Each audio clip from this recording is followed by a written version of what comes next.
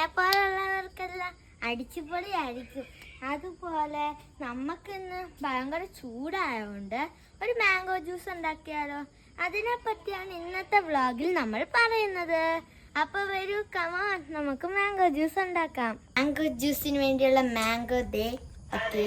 അപ്പം മിനിച്ചേച്ചി കയ്യോറായിട്ടുണ്ട് നമ്മുടെ മാങ്ങ ചെത്തുകയാണ്.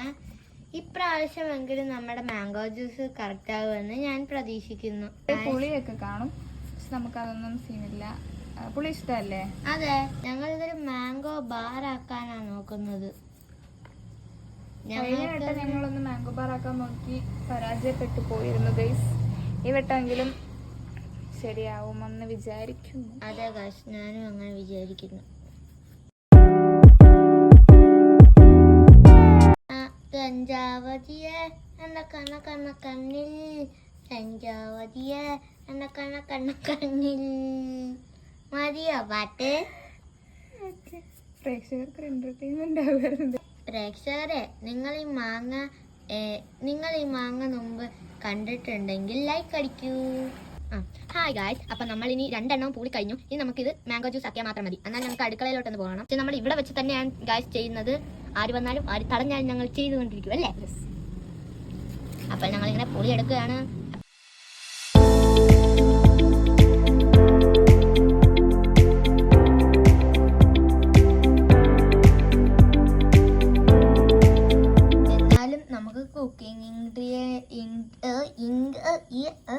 നമ്മൾ വെള്ളം ഒഴിക്കാൻ പോവുകയാണ്.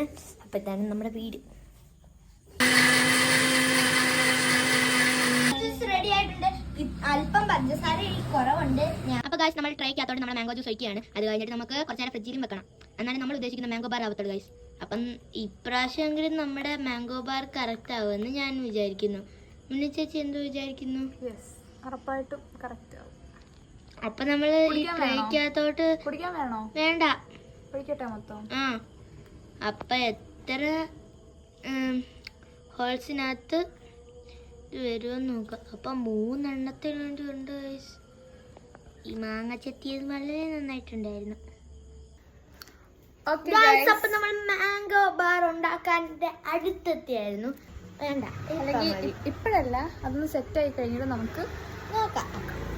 അല്ലെങ്കിൽ നാളത്തേക്ക് ഭയങ്കര കട്ട പിടിച്ച് വെക്കും. ഞങ്ങൾ അങ്ങനെ എടുത്തപ്പോഴേ ഇന്നലെ വൈകിട്ട് എങ്ങാണ്ടാന്ന് തോന്നുന്നു. അപ്പൊ എടുത്തപ്പം ഞങ്ങൾ വൈകിട്ട് ഇതുപോലെ ഒഴിച്ച് വെച്ചായിരുന്നു. അത് എന്നിട്ട് ഇന്ന് രാവിലെ എടുത്ത് നോക്കിയാൽ ഫുള്ളും ഐസ് കട്ട പിടിച്ചിരുന്നു. എനിക്ക് തോന്നുന്നു 5 മിനിറ്റ് വെച്ചാൽ മതിയായിരിക്കുമെന്ന്. അപ്പം ഞങ്ങൾ ഫ്രീസറിൽ വെച്ചിട്ടുണ്ട്. ഇനി കുറച്ച് നേരം കഴിഞ്ഞിട്ട് നമുക്കത് തുറന്ന് നോക്കാം. ഭയങ്കര പുളി ഐസ്, പഞ്ചസാര ഇട്ടില്ലെങ്കിൽ തീരത്തില്ല.